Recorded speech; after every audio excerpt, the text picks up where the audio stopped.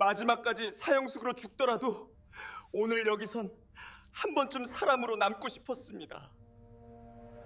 11월 초 새벽입니다. 동해안에서 밀려오는 짠 공기가 산자락을 타고 올라옵니다. 카메라는 좁은 산길을 따라 느리게 올라가는 검은 밴을 잡습니다. 가로등은 드문드문 있습니다.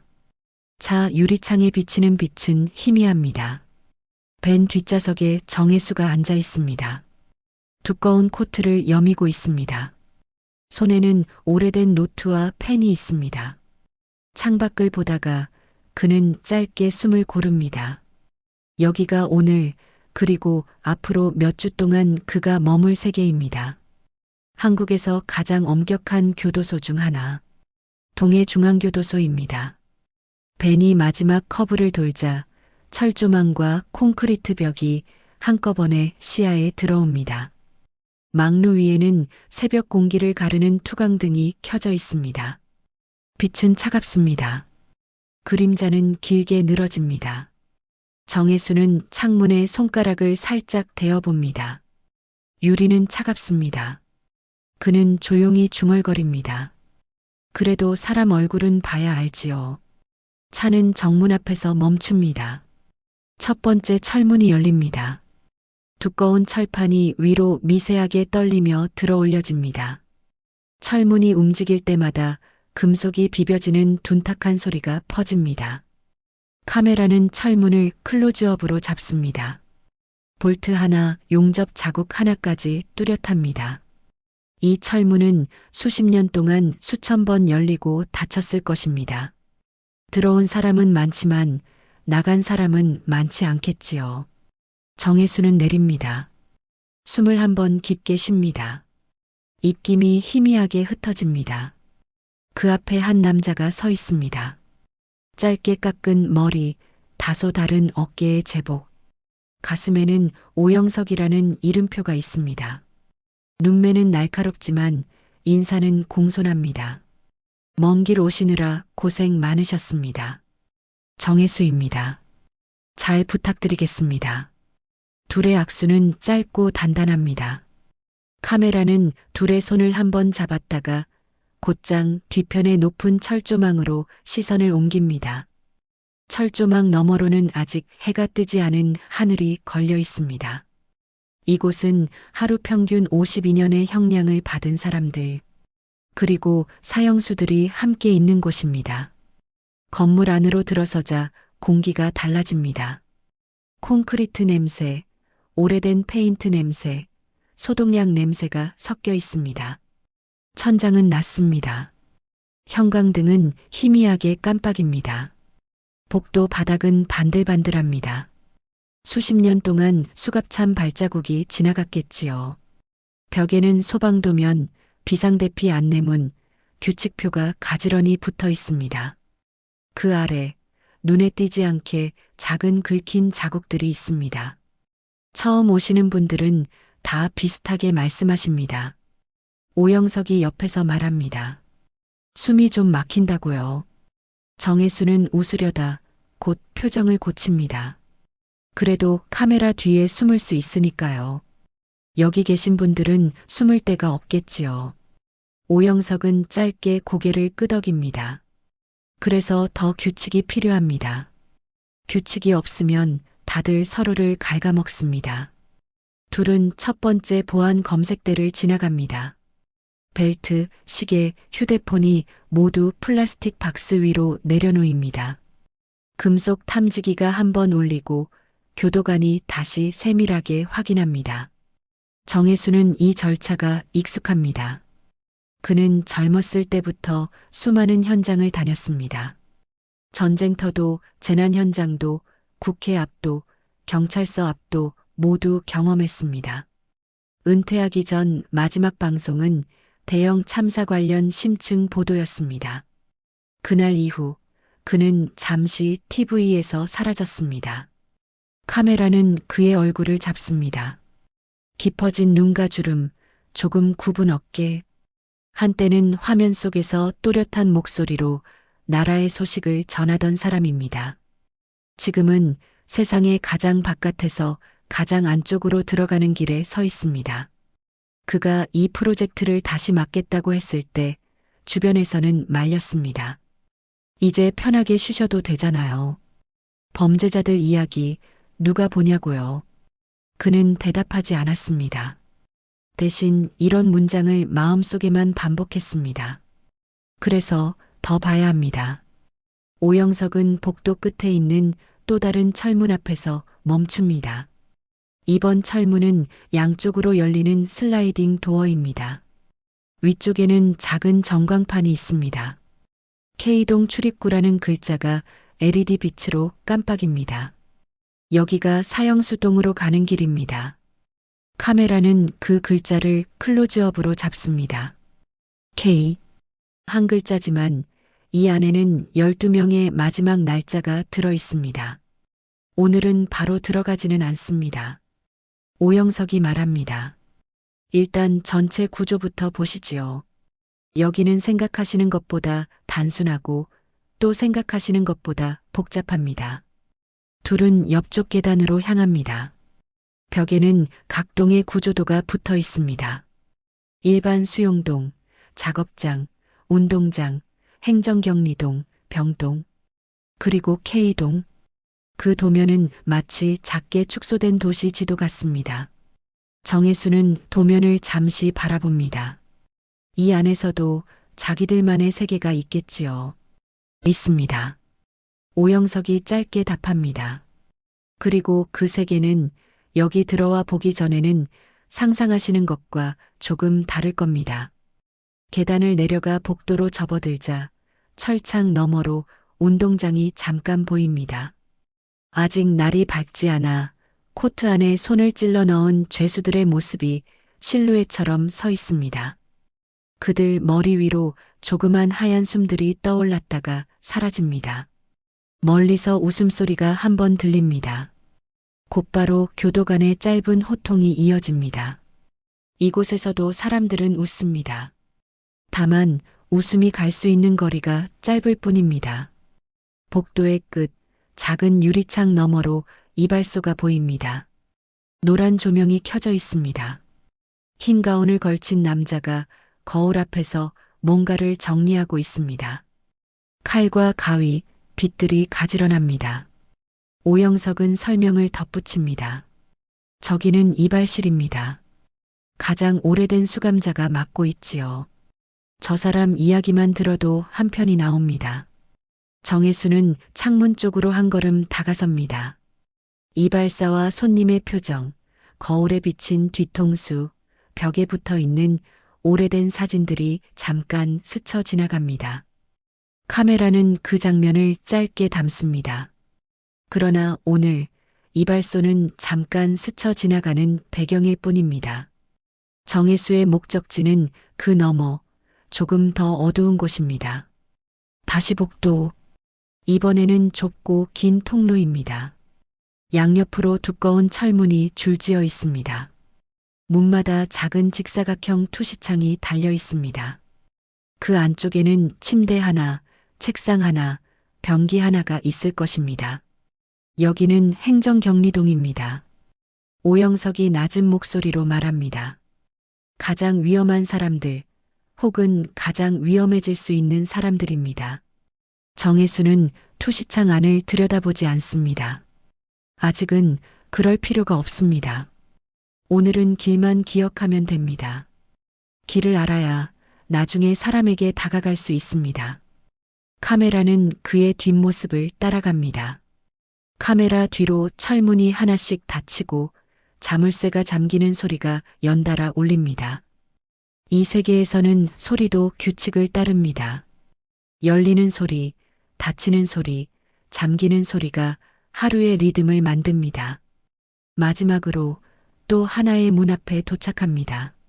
문 옆에는 붉은색 작은 팻말이 붙어 있습니다. K동 출입 통제구역.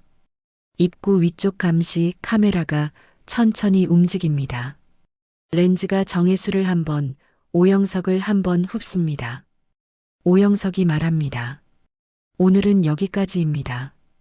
다음에 들어가실 때는 얼굴을 보게 되실 겁니다. 어떤 얼굴들입니까? 정혜수가 묻습니다. 오영석은 잠시 생각합니다. 그리고 아주 짧게 답합니다. 한때는 평범했던 얼굴들입니다. 카메라는 그 대답 위에 정지하듯 머뭅니다. 한때는 평범했던 얼굴들.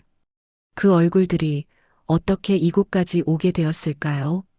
어떤 선택과, 어떤 우연과, 어떤 분노와, 어떤 빈곤이 그들을 이 문 안쪽으로 밀어 넣었을까요?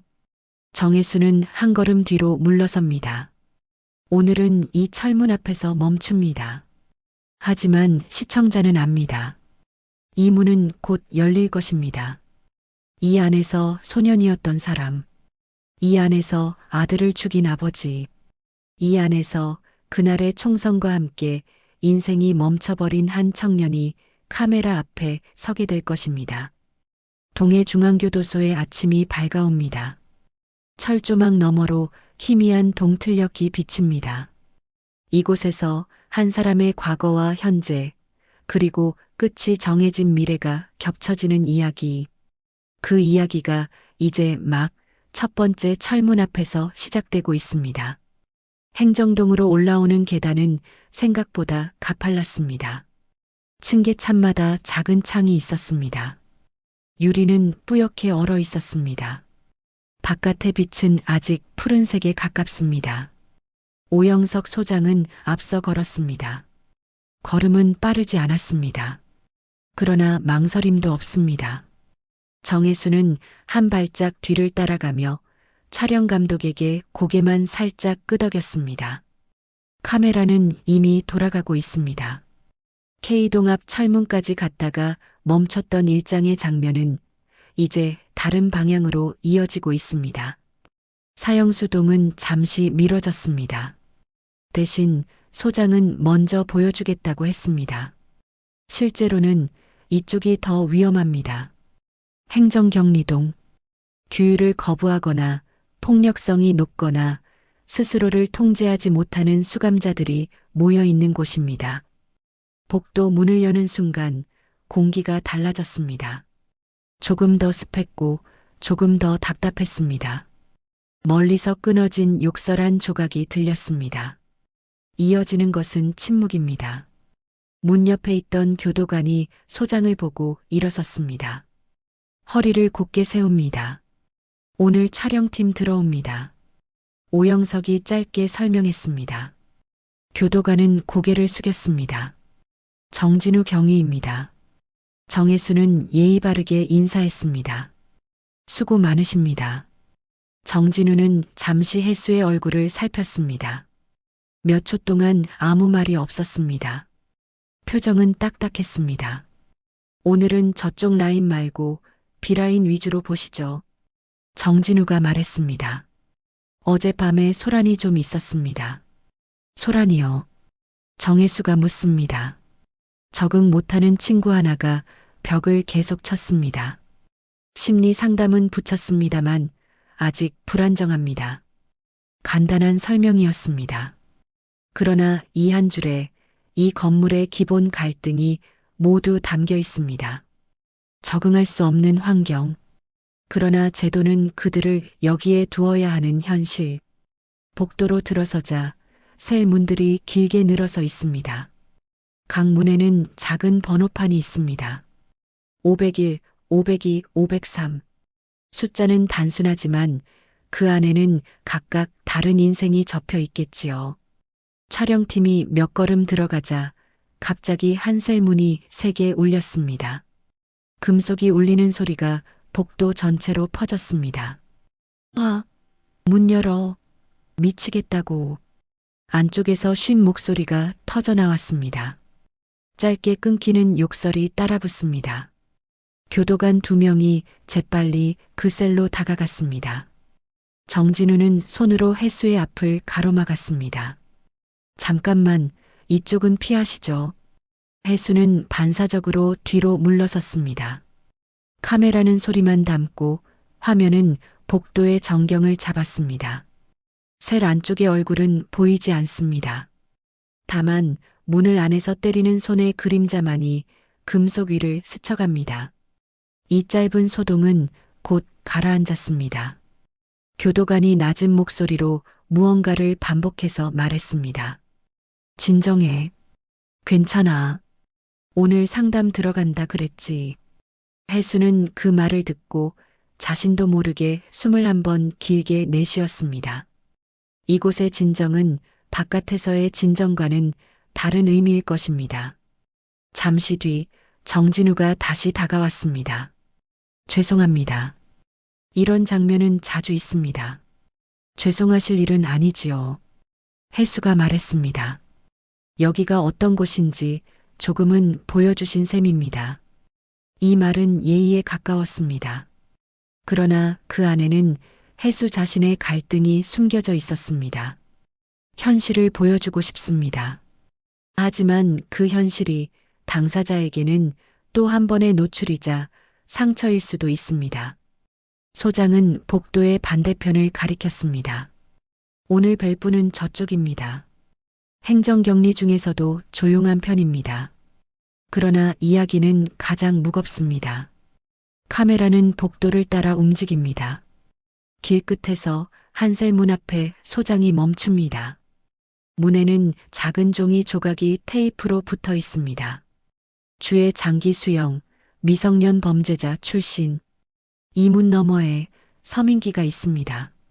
정진우가 문 앞 인터폰을 눌렀습니다. 502호. 문 열겠습니다. 철문이 안쪽으로 잠시 당겨졌다가 자동장치에 의해 조금 열립니다. 세랑과 복도를 나누는 또 하나의 철창이 나타납니다. 그 사이에 투명한 폴리카보네이트 칸막이가 끼워져 있습니다. 민기야, 촬영팀 들어왔다. 정진우가 말했습니다. 오늘 인터뷰한다고 했지. 안쪽에서 작은 움직임이 보였습니다. 침대에 앉아있던 남자가 천천히 일어났습니다. 회색 수의, 깔끔하게 정리된 머리, 눈동자는 조금 마른 사람 특유의 깊이를 가지고 있습니다. 안녕하세요. 서민기가 먼저 인사를 했습니다. 목소리는 낮고 또렷했습니다. 정혜수는 고개를 숙였습니다. 처음 뵙겠습니다. 정혜수입니다.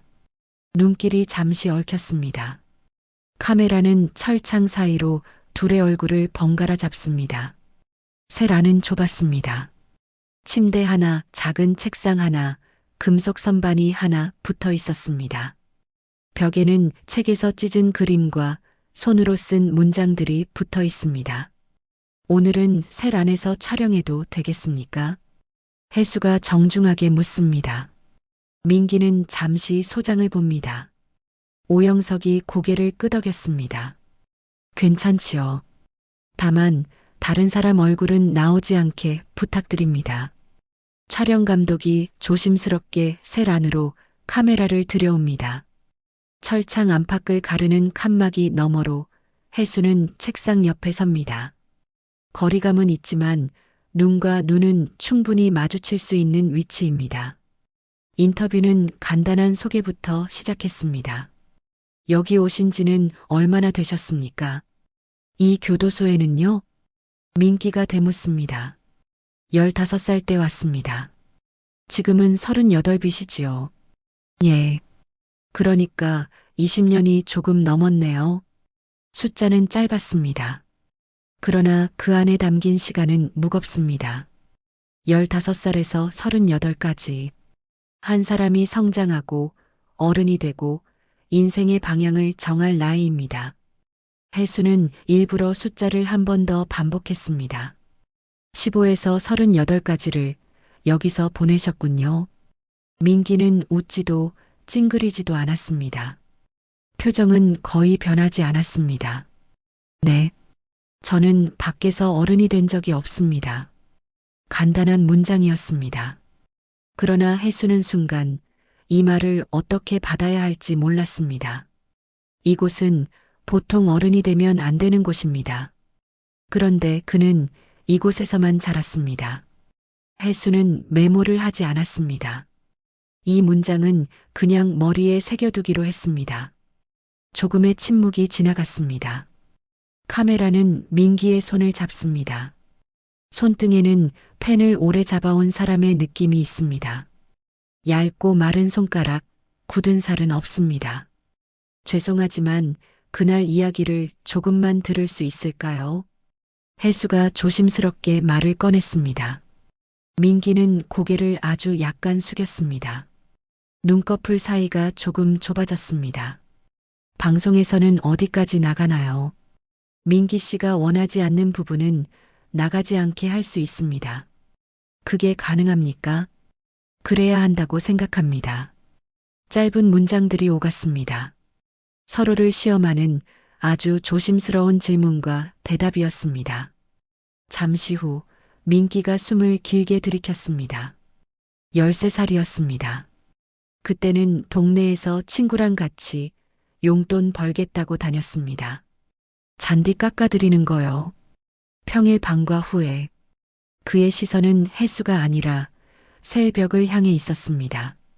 벽에 붙은 작은 문장 하나를 계속 보고 있는 것 같았습니다. 어느 집에 갔는데요. 할머니 두 분이 사시는 집이었습니다. 처음에는 필요 없다고 하셨습니다. 그냥 돌아섰어야 맞겠지요. 민기는 잠시 말을 멈췄습니다. 목이 마른 듯 물컵을 들어 한 모금 마셨습니다. 컵이 선반에 내려앉는 소리가 또렷하게 들렸습니다. 근데 친구가 그러더군요. 안에 뭐 많아 보이지 않냐고. TV도 크고 장식장도 있고. 그때는 돈이 없었습니다. 집도 좀 어려웠고요. 그냥 한 번만 손 떼면 된다고 생각했습니다. 혜수의 시선이 조금 더 깊어졌습니다. 둘 사이의 공기가 느리게 흐릅니다. 문을 밀고 들어갔습니다. 크게 소리나지 않게요. 그런데 할머니 한 분이 놀라서 소리를 지르셨고 저는 그 소리를 멈추게 하려고 했습니다. 그게 다입니다.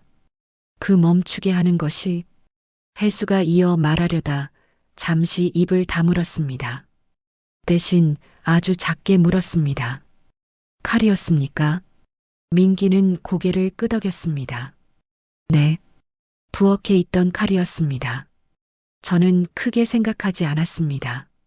그냥 겁만 주고 돈만 가져가려고 했습니다. 그런데 사람이 그렇게 쉽게 조용해지지 않더군요.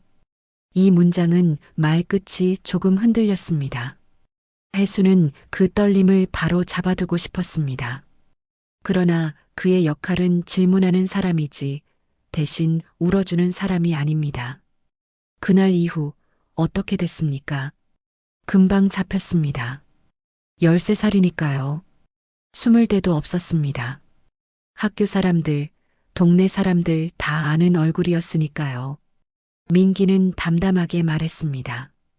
그 뒤에는 법정이 있었고 판결이 있었습니다. 저는 숫자만 기억합니다. 170년. 그 말을 들었을 때 저는 무슨 뜻인지 잘 몰랐습니다. 그냥 못 나가는 거구나 정도만 알았습니다. 여기서 작은 갈등이 생겼습니다. 지금은 무슨 뜻으로 들립니까? 혜수가 조용히 물었습니다. 민기는 처음으로 혜수의 눈을 똑바로 보았습니다. 눈빛이 잠시 날카로워졌습니다. 지금이요? 피해자분들 입장에서는 아마도 부족하다고 생각하시겠지요. 170년이든 사형이든 제 생각은 중요하지 않다고 생각합니다. 잠시 숨을 멈추더니 말을 덧붙였습니다. 근데 솔직히 말씀드리면요. 가끔은 그때 저도 그냥 같이 죽었으면 어땠을까 생각합니다. 이 말에 복도의 공기가 더 차갑게 굳는 듯 했습니다. 정진우가 셀 밖에서 몸을 조금 움직였습니다. 그러나 개입하지는 않았습니다. 혜수는 질문을 멈추었습니다.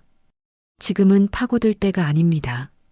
지금 더 묻는다면 이것은 기록이 아니라 자극이 될 것입니다. 대신 그는 벽에 붙은 손글씨를 가리켰습니다. 이건 민기 씨가 쓰신 건가요? 종이에는 이렇게 적혀 있었습니다. 힘, 건강, 마음의 평화. 네. 이 안에서 제가 잡을 수 있는 건 이 세 가지뿐이라서요. 힘과 건강은 이해가 됩니다. 그런데 마음의 평안은 가능합니까? 민기는 조금 웃었습니다. 이번에는 실제로 입꼬리가 아주 조금 올라갔습니다. 그래서 이렇게 쓰고 붙여놓는 거지요. 가능해서가 아니라 없으니까요. 짧은 농담이었습니다. 그러나 그 뒤에는 깊은 자기인식이 숨어 있습니다. 셀 다른 쪽 벽에는 또 다른 문장이 붙어 있었습니다. 아무도 너의 적이 아니고 아무도 너의 친구가 아니다. 모든 사람은 너의 스승이다. 혜수가 소리내어 읽었습니다. 이건 어디서 가져오셨습니까? 책에서 본 문장입니다. 마음에 남아서 적어 붙였습니다. 여기 있으면 누군가를 적으로 돌리기도 쉽고 누군가에게 기댈 수도 없습니다. 그래서 스스로에게 이렇게 말합니다. 이 사람도 저 사람도 나한테 뭔가를 가르치는 사람이라고요. 그 사람에는 피해자분들도 포함됩니까? 이 질문은 날카로웠습니다. 의도적으로 갈등의 지점을 건드리는 질문이었습니다. 민기의 어깨가 잠시 굳었습니다. 그러나 그는 고개를 돌리지 않았습니다. 네, 가장 큰 스승입니다. 제가 빼앗은 생명이라서요. 그는 더 말하려다가 입을 다물었습니다. 목구멍이 한번 움직였습니다. 카메라는 그 미세한 움직임을 놓치지 않습니다. 그 뒤로 인터뷰는 조금 더 가벼운 쪽으로 흘렀습니다. 책 이야기를 했습니다. 어떤 책을 읽는지, 공부는 어떻게 하는지. 민기는 밖으로 나가는 방법이 몸이 아니라 생각뿐이라고 말했습니다. 책을 읽고 있으면요. 한두 시간은 여기 벽이 안 보일 때도 있습니다. 근데 책을 덮으면 다시 여기입니다. 혜수는 고개를 끄덕였습니다. 그래도 그 한두 시간은 의미가 있겠지요. 네. 그래서 버팁니다. 인터뷰는 그렇게 마무리되었습니다. 셀문이 다시 닫히고 잠금 장치가 걸렸습니다. 철이 맞부딪히는 소리가 짧게 울리고 곧 조용해졌습니다.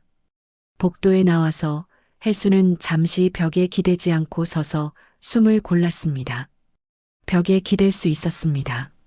하지만 그는 그렇게 하지 않았습니다. 이 공간의 무게를 온전히 몸으로 느껴보고 싶었습니다. 오영석 소장이 조심스럽게 물었습니다. 괜찮으십니까?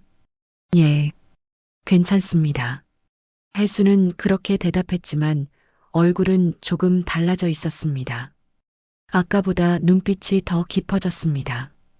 그의 머릿속에는 몇 개의 문장이 떠올라 섞이고 있었습니다. 저는 밖에서 어른이 된 적이 없습니다. 가끔은 그때 같이 죽었으면 어땠을까 생각합니다. 가능해서가 아니라 없으니까요. 이 문장들은 간단하지만 쉽게 사라지지 않을 문장들입니다. 혜수는 알았습니다. 자신이 할 수 있는 일은 이 말들을 최대한 왜곡 없이 세상에 옮겨 담는 것뿐이라는 것을. 그러나 동시에 또 다른 생각이 떠올랐습니다. 이 아이가, 이 남자가, 이 죄수가 어떤 시간을 살았는가. 행정경리동의 철문을 나서며 혜수는 마음속에 작은 결심 하나를 세웠습니다. 이 교도소를 이야기할 때 죄명과 형량만이 아니라 시간을 함께 보여주겠다고. 13살에서 38까지 40년, 50년, 170년이라는 숫자가 어떤 얼굴 위에 어떻게 쌓이는지 그 결심은 자연스럽게 다음 장소로 그를 이끌었습니다. 이제 어디로 가는 게 좋겠습니까? 혜수가 소장에게 물었습니다. 오영석은 잠시 생각하더니 복도 옆 작은 창문을 가리켰습니다. 그 너머로 아까 스쳐 지나갔던 이발소가 보였습니다. 벽 가득 사진이 붙어 있고 오래된 거울이 빛을 반사하고 있습니다. 시간 이야기를 하시려면요. 소장이 말했습니다. 저 이발사부터 보시는 게 좋을 겁니다. 여기서 제일 오래 버틴 사람입니다. 혜수는 창문 너머를 바라보았습니다. 흰 가운을 걸친 남자가 가위를 들고 서 있습니다. 거울 속에는 젊은 수감자의 뒷머리와 늙은 수감자의 손이 겹쳐 있습니다. 민기의 셀에서 나와 또 다른 시간의 얼굴을 향해 정혜수의 발걸음이 조용히 옮겨지기 시작했습니다. 그의 고민은 더 깊어졌습니다. 그러나 그 고민 속에서 이 이야기를 끝까지 따라가겠다는 내적 결심도 함께 자라고 있었습니다. 이제 교도소 안가장 오래된 이발사의 시간으로 카메라는 천천히 옮겨갈 준비를 합니다. 이발소 문 앞 복도는 다른 동보다 조금 따뜻했습니다. 천장에서 내려오는 노란 불빛이 바닥을 넓게 덮고 있었습니다. 금속문과 회색 벽이 이어지던 풍경이 이 구역에 와서야 조금 풀리는 느낌이었습니다. 정혜수는 잠깐 걸음을 멈췄습니다.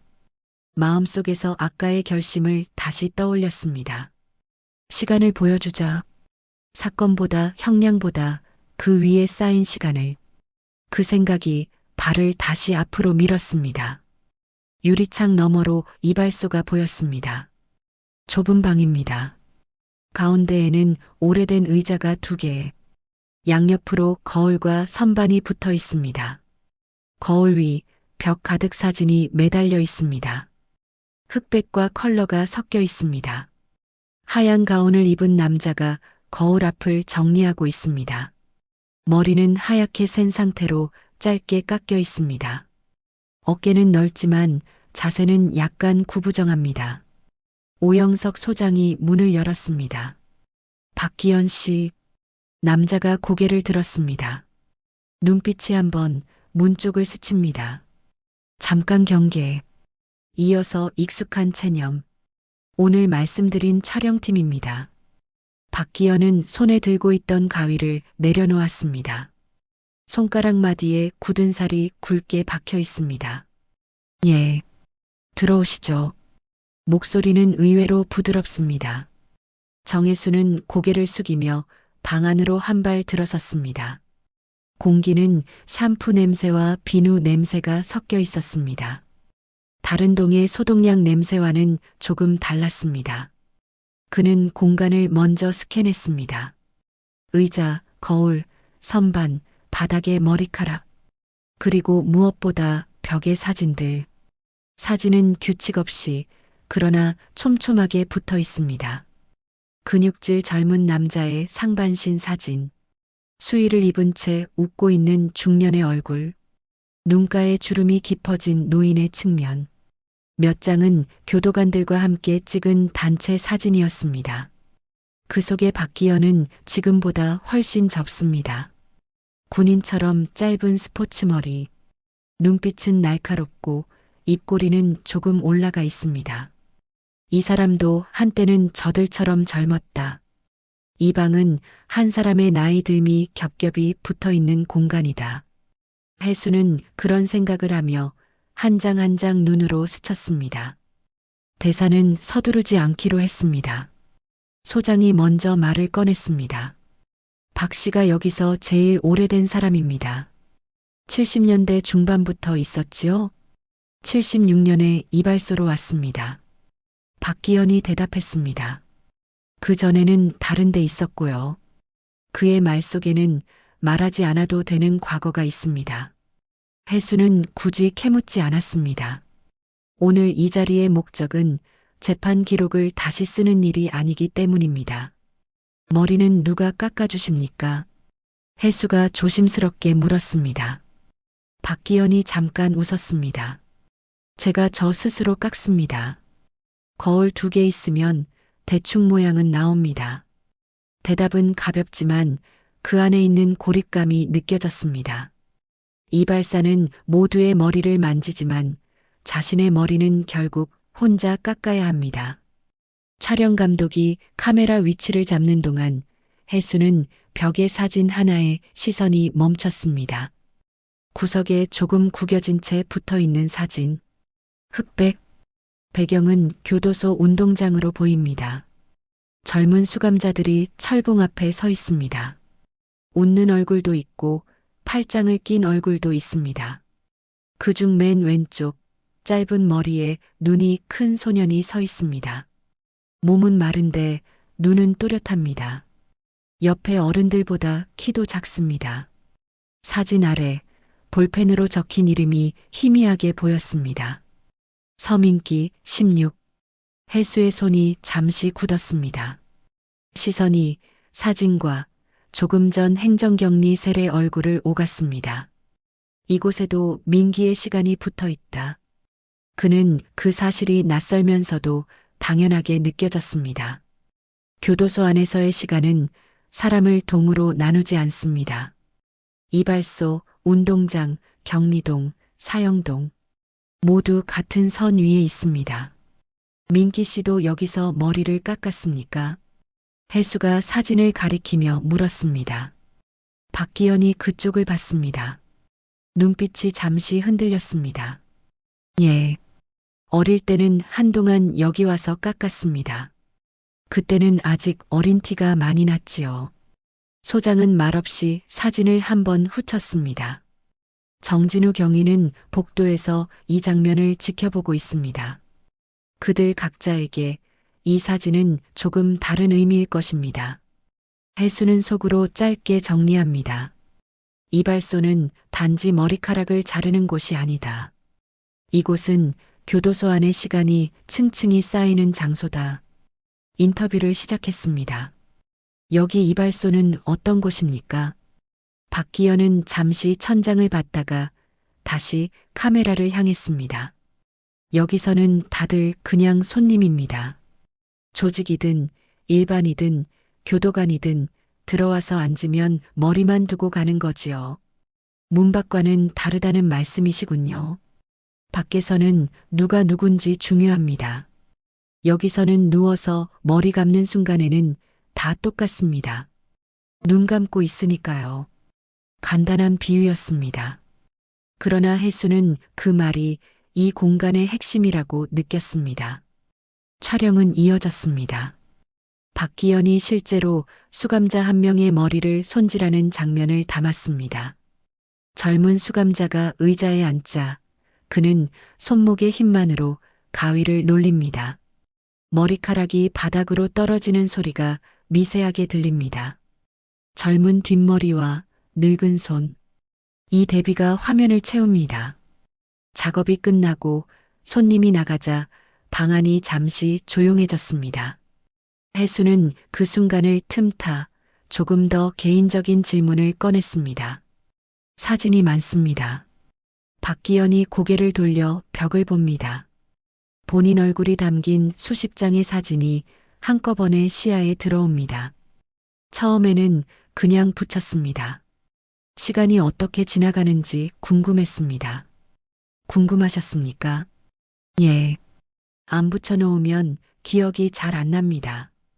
20대일 때도 30대일 때도 40대일 때도 늘 비슷한 일상이라서요. 나중에는 거울을 봐도 잘 모르겠습니다. 언제 이렇게 늙었나 싶지요. 그의 말투는 담담했습니다.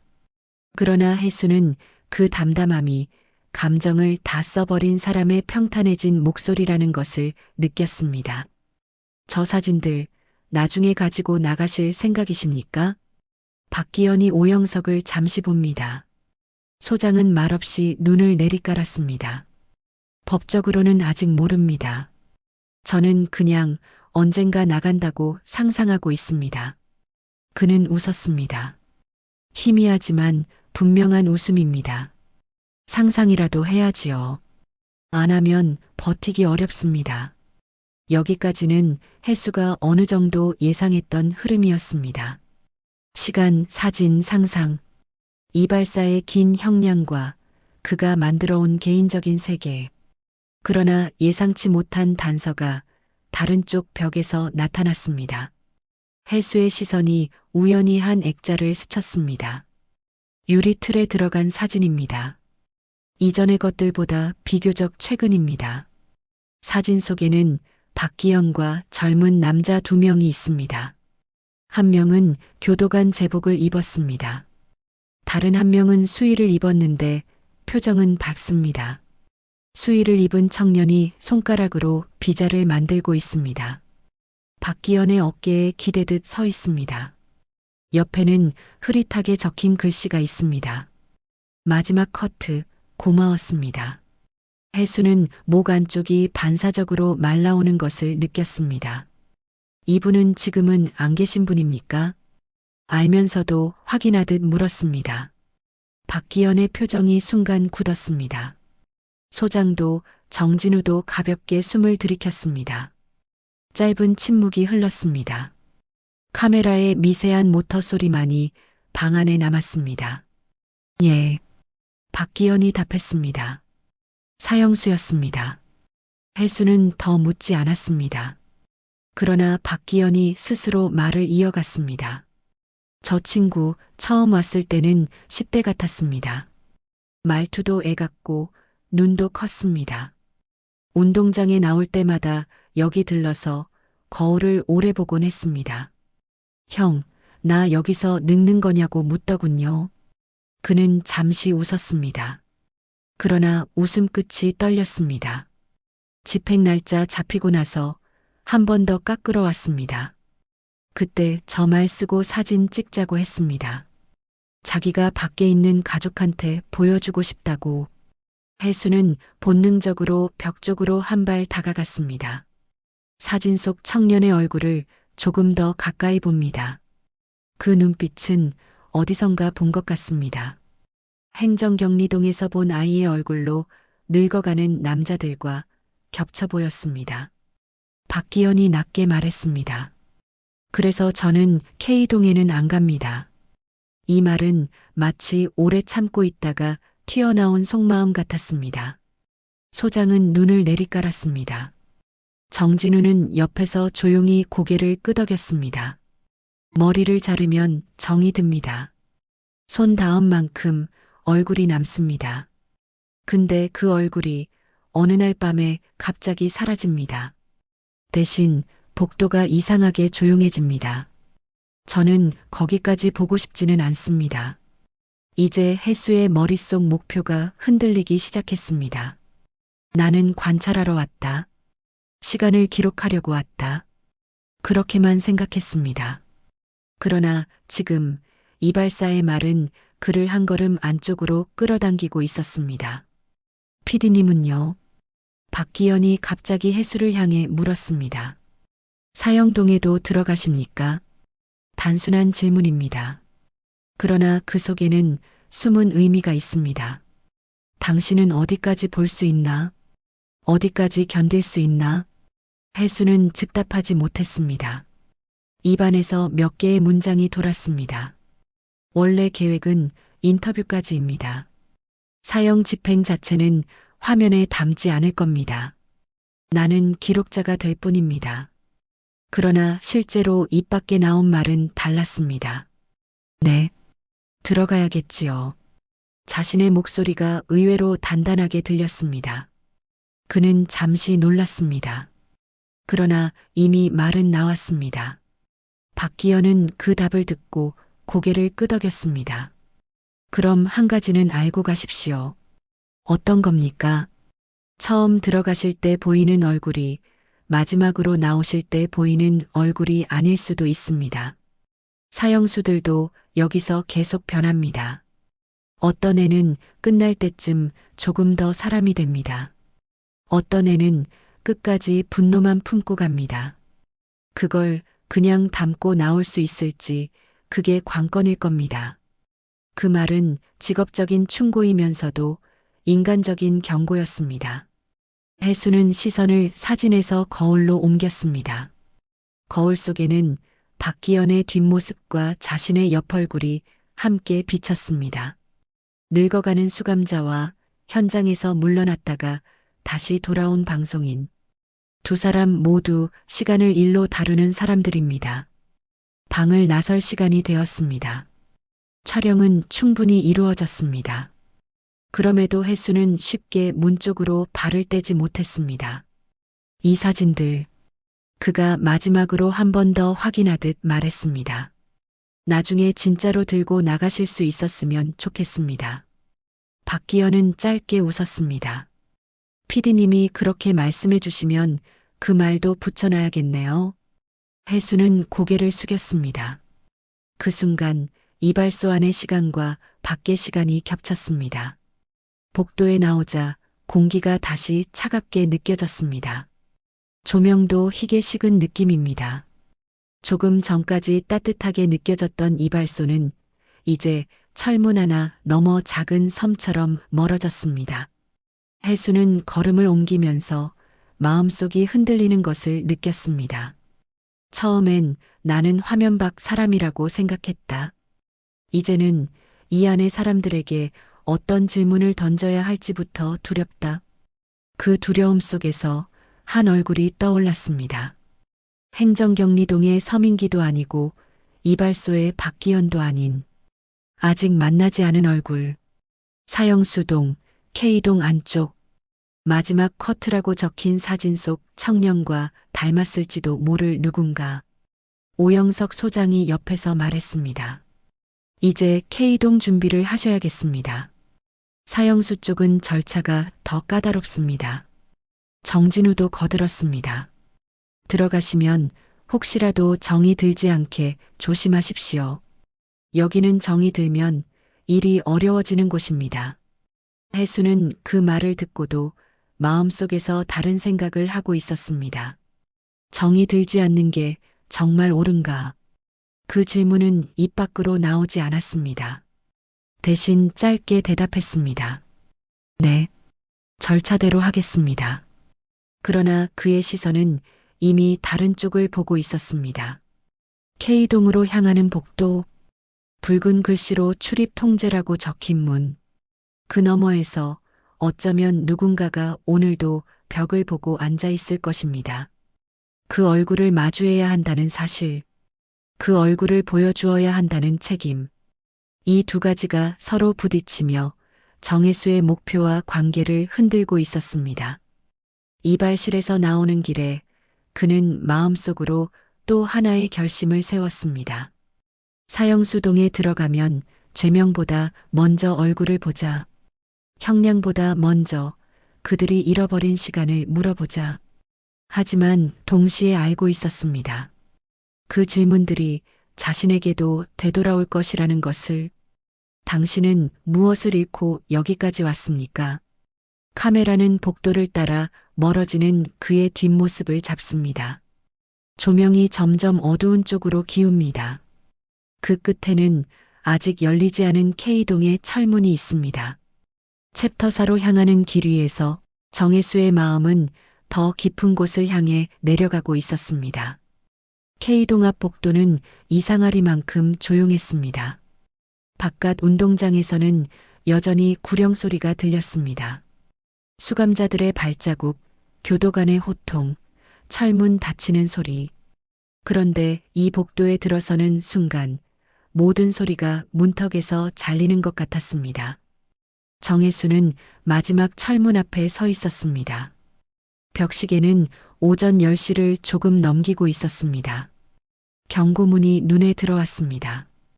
K동 출입구 사형수 수용동. 허가된 인원 외 출입 금지. 옆에서 정진우 경위가 절차를 다시 확인했습니다. 안에 들어가시면 통로에 교도관 2명이 대기합니다. 수감자는 허리 벨트와 수갑, 발목 족쇄까지 채운 상태로 나오고요.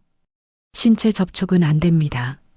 만약에라도 수감자가 갑자기 움직이면 먼저 뒤로 물러나시고요.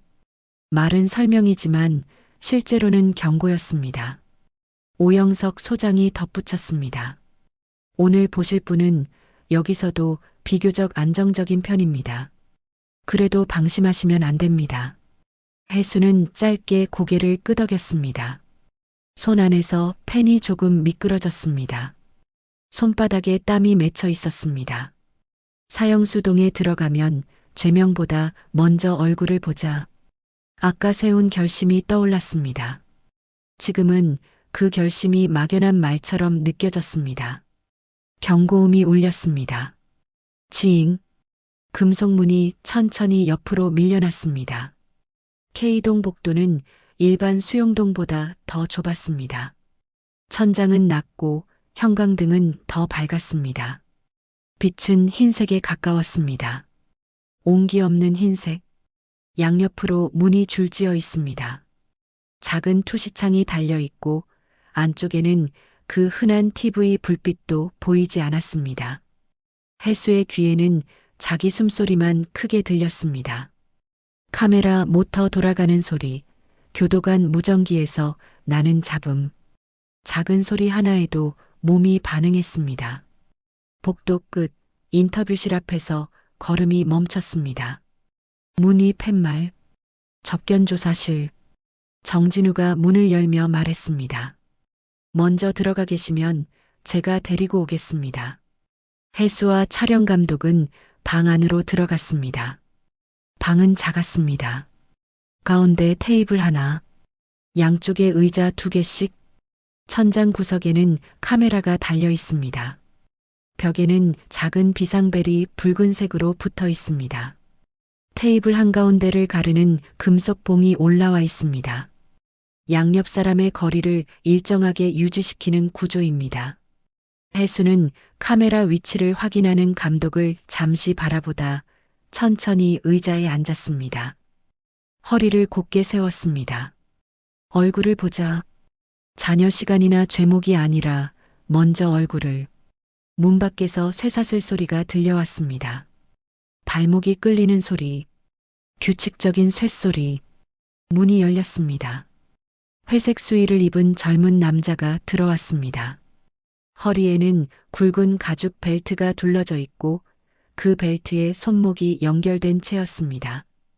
발목에는 족쇄가 채워져 있습니다.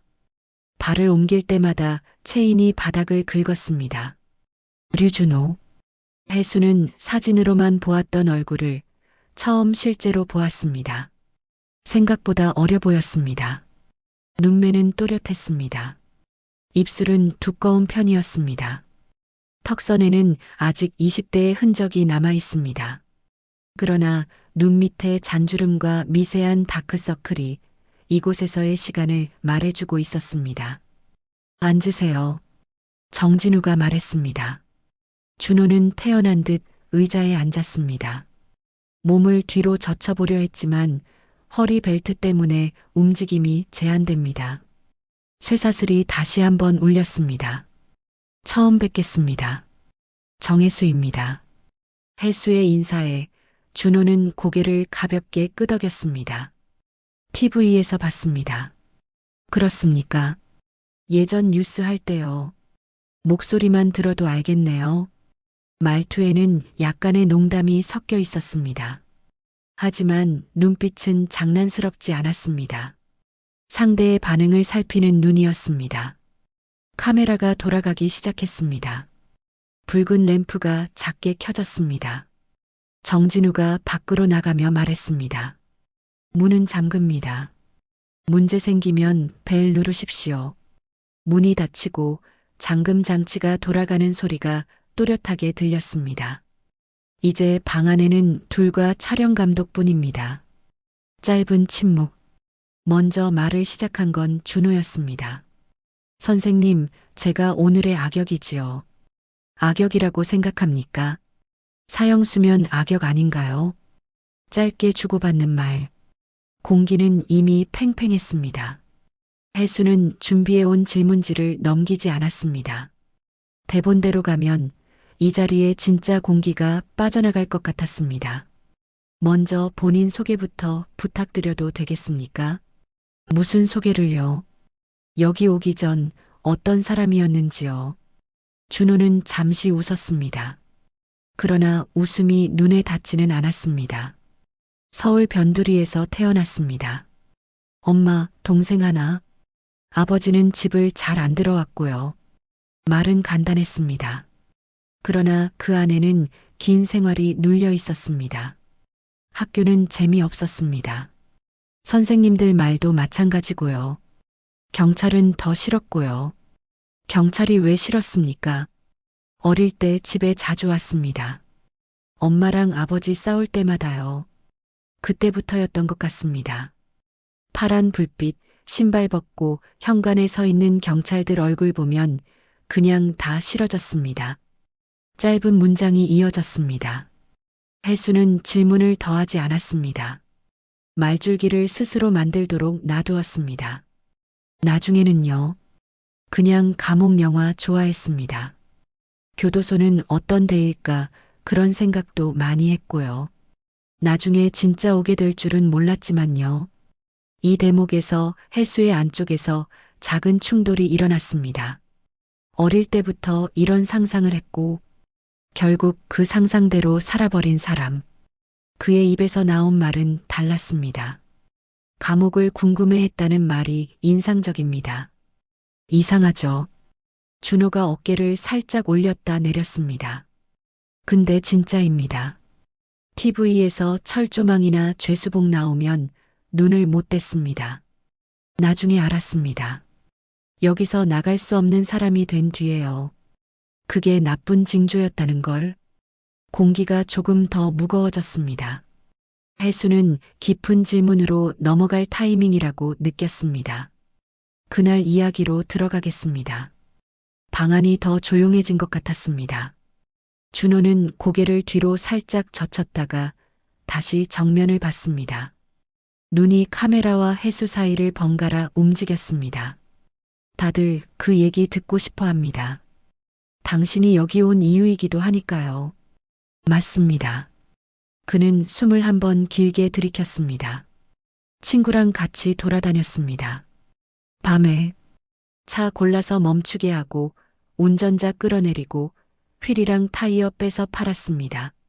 잘 팔립니다. 한번 뜯으면 몇 달은 버팁니다.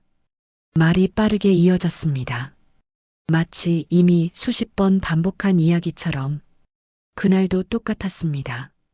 근데 차에 탄 사람이 경찰이었습니다. 사복이었죠. 뒤늦게 알았습니다. 차 멈추라는데 안 멈추고 그냥 밟았습니다. 뒤에서 따라 붙더군요. 혜수는 머릿속에 그 장면을 그려봤습니다.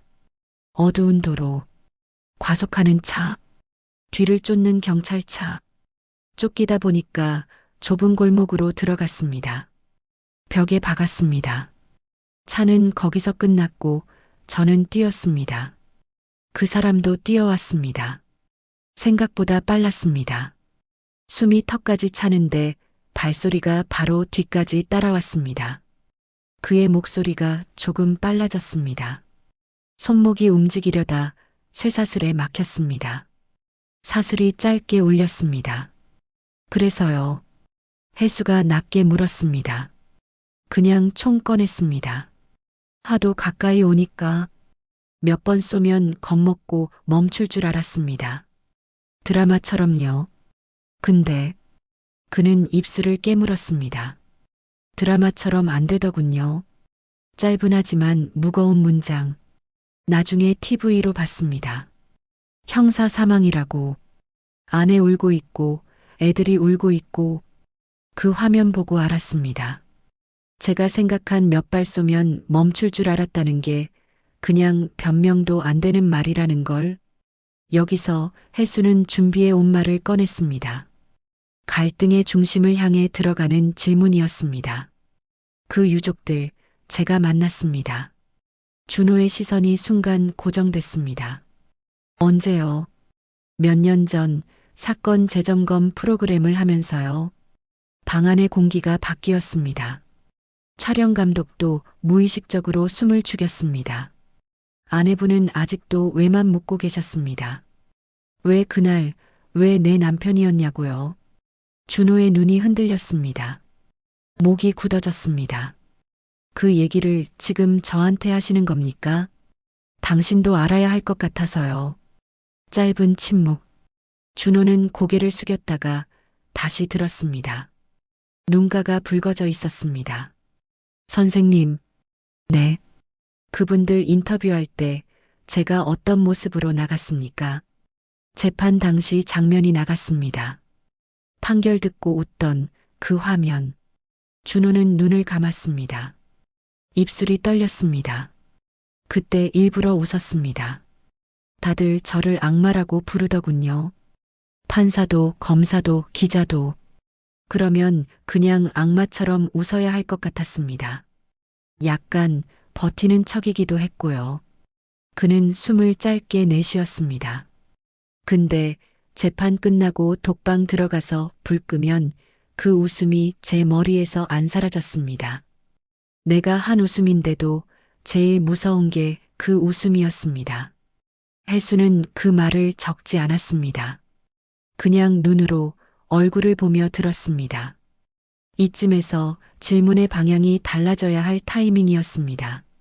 그는 일부러 더 날카로운 쪽으로 틀었습니다. 지금은 사형 선고가 마땅하다고 생각합니까? 준호의 시선이 날카로워졌습니다. 바로 대답하지 않았습니다. 그 사람들한테는 부족할 수도 있겠지요. 평생 저를 죽이고 싶을 수도 있고요. 이해합니다. 제가 그 입장이라도 그럴 겁니다. 그래도 당신 자신의 입장은요? 준호는 한참 동안 말이 없었습니다. 머릿속에서 말을 고르고 있는 것이 느껴졌습니다. 그때는 마땅했습니다. 혜수가 눈썹을 살짝 올렸습니다. 그때는요. 내내 깽판 치고 남한테 패 끼치고 가족도 친구도 피해자도 생각 안 했습니다. 엿먹어라 하나로 살았습니다. 그런 애는 솔직히 여기 와야 한다고 생각합니다. 지금은요. 준호는 혜수를 똑바로 봤습니다. 지금은요. 모르겠습니다. 솔직한 대답이었습니다. 그 한마디가 이 인터뷰의 중심이었습니다. 하지만 갈등은 여기서 끝나지 않았습니다. 선생님은 어떻게 생각하십니까? 준호가 되물었습니다. 어떤 부분을요? 사람이 사람을 죽이면 안 된다고들 하지요. 그렇지요. 근데 국가는 날짜 정해서 사람을 죽입니다. 절차 밟고 서류 정리하고 회의하고 그러고 나서요. 이게 어떻게 설명됩니까? 혜수는 한순간 말을 잃었습니다.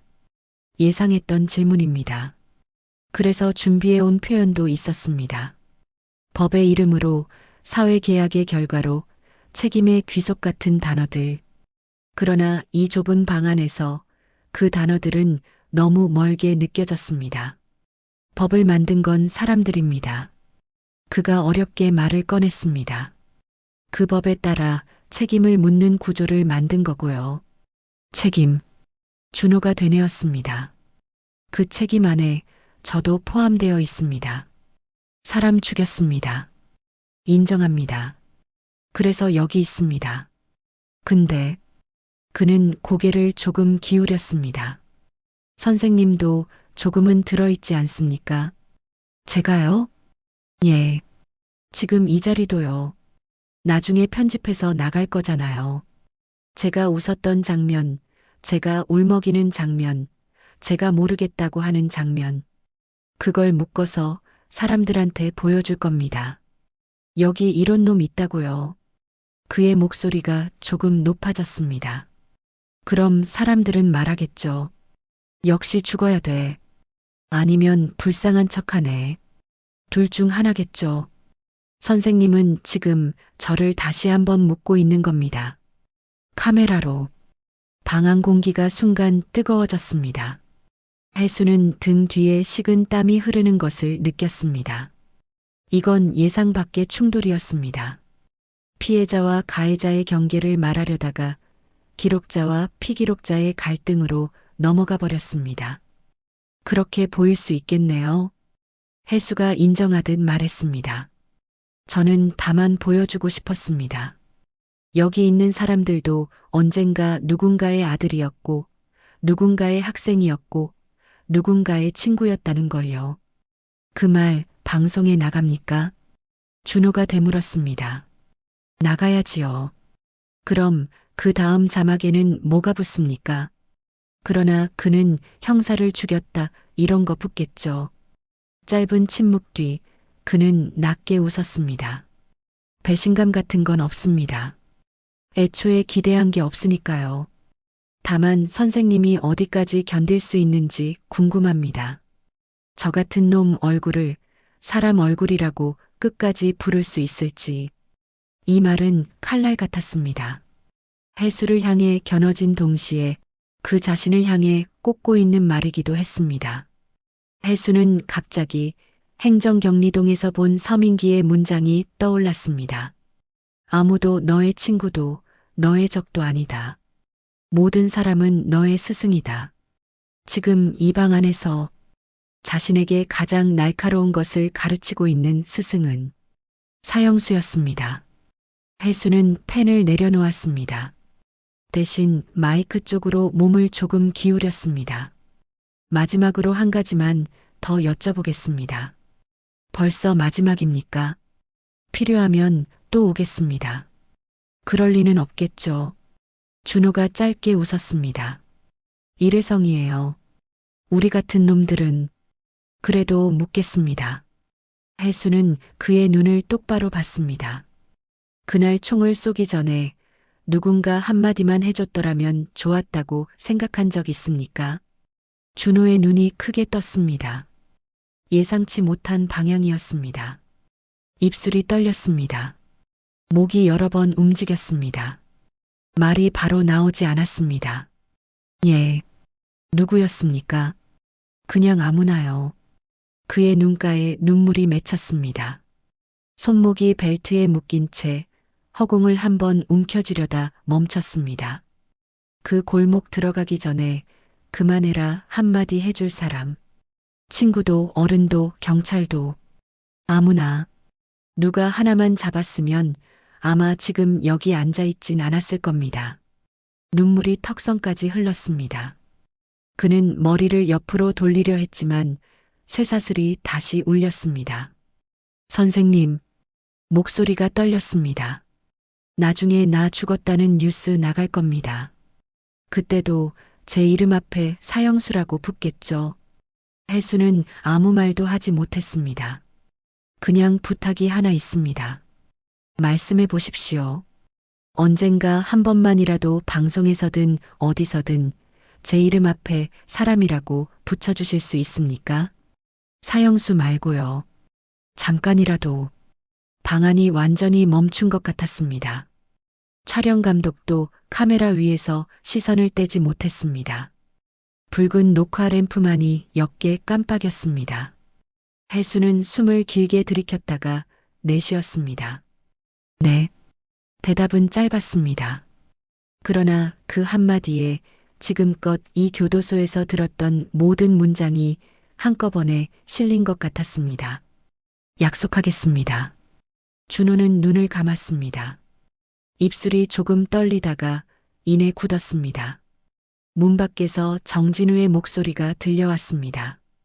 시간 다 됐습니다. 잠금 장치가 돌아가는 소리가 울렸습니다. 쇠사슬 소리가 다시 복도로 이어졌습니다. 교도관들이 들어와 준호를 일으켰습니다. 그는 움직이며 해수를 한 번 더 봤습니다. 선생님, 네. 저 그냥 그러고 싶었습니다. 한 번쯤 사람으로 불리고 싶었습니다. 그 말을 끝으로 그는 고개를 돌렸습니다. 문이 열리고 그의 뒷모습이 복도 쪽으로 사라졌습니다. 사슬 소리는 점점 멀어졌습니다. 문이 닫혔습니다. 굳게 잠기는 소리가 짧고 무겁게 울렸습니다. 방 안에는 이제 붉은 램프와 해수의 숨소리만 남았습니다. 그는 천천히 얼굴을 들었습니다. 카메라를 바라봤습니다.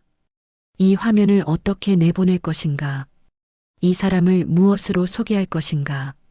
사형수, 살인범, 정가자, 이런 단어들은 이미 너무 익숙했습니다.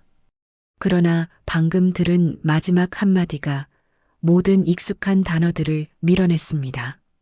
한 번쯤 사람으로 불리고 싶었습니다. 해수는 깨닫고 있었습니다. 여기서부터는 단순한 기록이 아니라 본인의 선택이 된다는 것을. 그는 마음속으로 아주 또렷하게 문장을 하나 세웠습니다. 류준호 사람. 그리고 그 문장을 어떻게 어디까지 세상에 내놓을지에 따라 자신 역시 이 이야기의 일부가 될 것임을 느꼈습니다.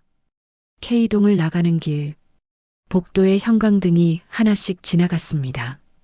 갈등은 최고조에 이르렀습니다. 국가와 개인, 피해자와 가해자, 기록자와 피기록자, 그 모든 축들이 한 방에 모였습니다. 이제 남은 건 이 만남 이후 무엇을 감당할지에 대한 정혜수 자신의 선택뿐이었습니다. 그 선택이 마지막 장으로 이어질 것이었습니다. 밤 공기가 달라져 있었습니다. K동에서 나와 행정동으로 돌아오는 복도는 같은 색의 페인트, 같은 형광등이었지만 정혜수의 눈에는 전혀 다른 풍경으로 보였습니다. 형광등 빛이 바닥에 길게 이어지고 철문마다 달린 작은 투시창이 검은 구멍처럼 느껴졌습니다. 발자국 소리가 자신의 것인지 옆을 걷는 교도관의 것인지 순간순간 헷갈렸습니다. 그는 잠시 걸음을 늦추었다가 다시 맞춰 걸었습니다. 한 번쯤 사람으로 불리고 싶었습니다. 류준호의 마지막 말이 머릿속에서 떠나지 않았습니다. 그 문장은 골격이 단순했습니다. 그러나 단어 하나하나가 뼈처럼 남았습니다. 그날 촬영은 거기서 마무리되었습니다. 촬영 감독도 소장도 누구 하나 말이 많지 않았습니다. 교도소 안의 공기는 평소대로 돌아간 듯 보였습니다. 어디선가는 식판이 부딪히는 소리가 나고 어딘가에서는 교도관의 호명이 이어졌습니다. 그러나 혜수에게는 모든 소리가 조금씩 멀게 들렸습니다. 그날 밤 교도소 인근의 작은 숙소방. 창문을 열자 동해 쪽에서 불어오는 바람이 얇은 커튼을 흔들었습니다. 멀리서 파도 부서지는 소리가 희미하게 들리는 듯 했습니다. 방 안은 조용했습니다.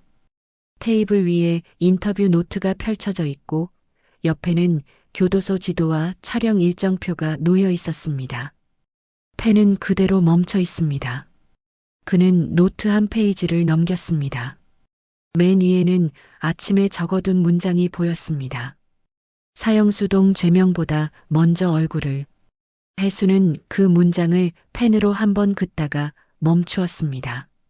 그리고 그 아래에 천천히 다른 문장을 써내려갔습니다. 이름 앞에 붙일 단어를 내가 정할 수 있다. 손끝이 잠시 떨렸습니다. 이 말은 단순히 방송 자막 얘기가 아니었습니다. 그가 어떤 시선으로 사람을 볼지에 대한 자신의 선언이었습니다. 밤은 길었습니다. 불을 꺼도 눈이 쉽게 감기지 않았습니다. 침대에 누워 천장을 바라보며 혜수는 오늘 만난 얼굴들을 하나씩 떠올렸습니다. 행정경리동에서 자신은 밖에서 어른이 된 적 없다던 서민기. 이발소에서 마지막 커트 사진을 가리키며 정이 들면 안 된다던 박기현. 그리고 벨트와 사슬에 묶인 채 한 번쯤 사람으로 불리고 싶다고 했던 류준호. 그 얼굴들 사이에 또 다른 얼굴들이 섞여 들어왔습니다.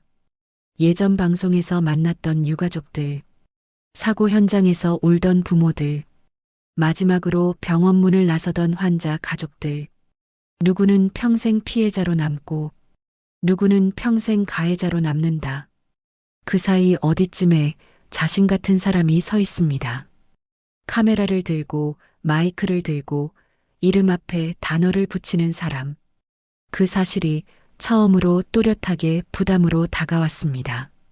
다음 날 아침 혜수는 다시 교도소로 향했습니다. 이제 촬영 마지막 날입니다. 소장은 일정을 정리해 주었습니다.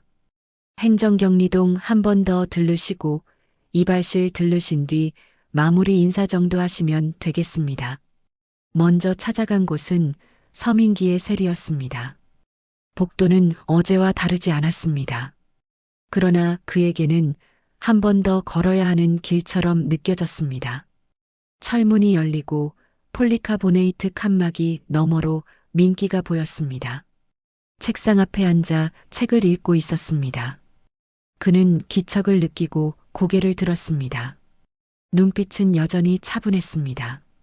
또 오셨네요. 예. 떠나기 전에 인사드리러 왔습니다. 짧은 인사였습니다. 대부분의 이야기는 이미 전날 나누었습니다. 오늘은 혜수가 조금 다르게 말하고 싶었습니다. 민기 씨 말씀 방송에 담겠습니다. 그대로라. 민기가 작게 웃었습니다.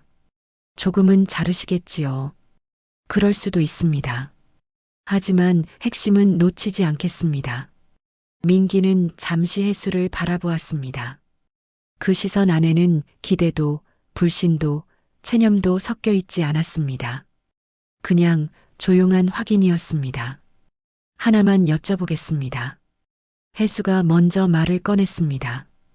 민기 씨는 자신을 뭐라고 부르고 싶습니까? 민기는 잠시 눈을 감았다가 떴습니다. 대답은 오래 걸리지 않았습니다. 죄인입니다. 단호한 한 단어. 그 이름을 평생 안고 가야 조금이라도 버틸 수 있을 것 같습니다. 혜수는 고개를 끄덕였습니다. 스스로를 죄인이라 부르는 사람 앞에서 다른 단어를 억지로 건네는 건 오만일지도 모릅니다. 그 대신 그는 이런 말을 덧붙였습니다. 저는 민기 씨를 죄인이라고만 부르진 않을 겁니다. 죄를 지은 사람까지는 붙이겠습니다. 사람이라는 단어를 굳이 넣었습니다. 민기의 표정은 크게 변하지 않았습니다. 그렇지만 아주 희미하게 눈가가 흔들렸습니다. 감사합니다. 그가 짧게 말했습니다. 혜수는 더 묻지 않았습니다. 그 한마디면 충분했습니다. 다음은 이발소였습니다. 문을 열자 샴푸 냄새가 다시 코에 스쳤습니다. 박기현은 거울을 닦고 있다가 뒤돌아봤습니다. 오늘이 마지막이겠네요. 예. 이제 정리해야 합니다. 혜수의 시선이 본능적으로 벽 쪽으로 향했습니다. 사진들 사이 어제 보았던 마지막 커트 사진이 다시 눈에 들어왔습니다. 박기현도 그쪽을 봤습니다. 표정은 어제보다 담담했습니다. 선생님, 어제 말씀하신 거 생각해 봤습니다. 어제 그는 박기현에게 이런 말을 했습니다. 언젠가 이 사진들 들고 밖으로 나가셨으면 좋겠습니다. 박기현은 고개를 살짝 갸웃했습니다. 정말 그렇게 되는 날이 올지 모르겠지만 그냥 가끔은 상상해 보겠습니다. 그 상상이 여기서 버티는데 도움이 되니까요. 그는 사진 하나를 떼어내어 뒷면을 보여주었습니다. 거기엔 작은 글씨로 이렇게 적혀 있었습니다. 나가면 다시 보자. 언제 썼습니까? 혜수가 물었습니다. 언제인지는 기억 안 납니다. 다만 제가 누군가를 또 잃고 난 뒤겠지요. 이 말은 담담했지만 그 안에는 수많은 이별이 겹쳐 있었습니다. 혜수는 사진 뒷면을 한 번 더 눈으로 새기고 조심스럽게 제자리에 붙였습니다. 사진은 다시 벽의 한 조각이 되었습니다. 이발소를 나서면서 그는 마음속으로 정리했습니다. 이 사람은 이 안에서 이미 수십 번의 장례를 치렀다. 살아있는 사람의 머리를 깎고 죽어 떠난 사람의 뒷모습을 기억하며 교도소를 떠나는 마지막 날 오후 정문 앞에서 오영석 소장이 배웅을 나왔습니다. 철조망 너머 하늘은 맑았습니다. 바다는 조금 더 선명하게 보였습니다. 짧은 기간이었지만 수고 많으셨습니다. 허가해 주셔서 감사합니다. 덕분에 많이 배웠습니다. 혜수의 말은 의례적인 인사처럼 들릴 수 있었습니다. 그러나 그의 안에서는 이 말이 문자 그대로였습니다. 소장은 잠시 막루 쪽을 돌아봤습니다. 감시병 하나가 그들을 내려다보고 있습니다. PD님, 네. 여기 나온 이야기들 어떻게 나갈지는 저도 모릅니다. 다만 한 가지만 부탁드리고 싶습니다. 그는 눈을 가늘게 뜨며 말을 이었습니다. 누가 됐든 마지막에 붙는 이름이 그 사람의 전부는 아니라고 그 정도만 전해주실 수 있다면 좋겠습니다. 혜수는 잠시 소장의 얼굴을 바라보았습니다. 그 얼굴에도 세월이 깊게 새겨져 있었습니다. 그걸 저도 여기서 배웠습니다. 그의 대답은 짧았지만 진심이었습니다. 배는 다시 산길을 내려갔습니다. 교도소가 점점 작아졌습니다. 철조망은 선 하나로, 막루는 점 하나로 멀어졌습니다. 그러나 차 안의 생각은 오히려 더 복잡해졌습니다. 서울로 돌아온 뒤 편집실에는 어두운 불빛만 켜져 있었습니다. 모니터에는 교도소의 복도, 셀, 이발소, 인터뷰실 화면이 번갈아 떠올랐습니다. 혜수는 화면 앞에 앉아 이어폰을 귀에 꽂았습니다. 키보드 위에는 대본 문서가 열려 있습니다. 첫 문장이 아직 비어 있습니다. 그는 커서를 몇 번 올렸다 내리다가 결국 한 줄을 적었습니다. 이곳은 한때 누군가의 아들이었고, 누군가의 남편이었고, 누군가의 친구였던 사람들이 한 단어로만 불리는 곳입니다. 화면 속 장면들이 그 문장 위에 겹쳐졌습니다. 서민기의 셀, 박기현의 이발소, K동의 좁은 조사실. 그는 대본에 이어서 적어 내려갔습니다. 죄인, 살인범, 사형수. 우리는 이 단어들로 그들을 부릅니다. 그러나 이곳에서 며칠을 보내고 나면 그 앞에 다른 단어 하나를 붙이지 않을 수 없었습니다. 사람. 손이 멈췄습니다. 커서가 한동안 깜빡였습니다. 이 말이 누군가에게는 불편할지도 모른다.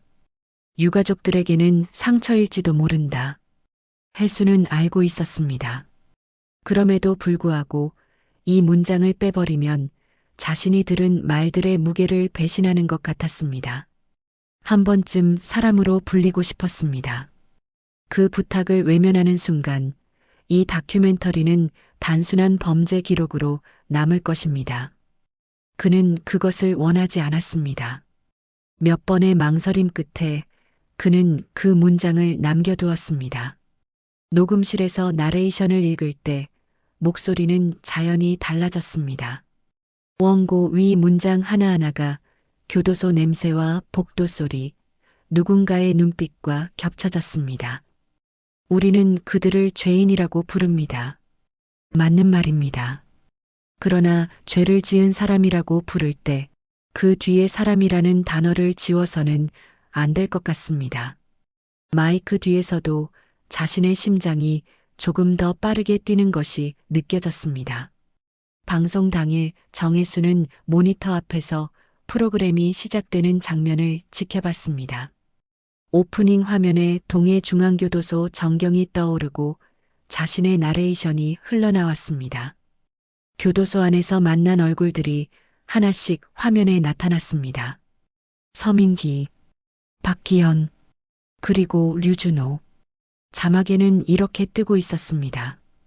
류준호 사람, 32세, 살인죄로 사형 선고. 순간 혜수는 숨을 짧게 멈췄습니다. 사형수라는 단어 대신 그가 선택한 단어가 먼저 나갔습니다. 편집실에서 합의를 이끌어내기까지 적지 않은 시간이 걸렸습니다. 그러나 결국 이 순서를 지키는 것으로 방향이 정해졌습니다. 방송이 끝난 뒤 시청자 게시판에는 여러 의견이 올라올 것입니다. 어떤 이는 왜 죄인을 사람이라고 부르느냐고 항의할 것이고, 어떤 이는 피해자보다 가해자를 더 인간적으로 비춘다고 비난할지도 모릅니다.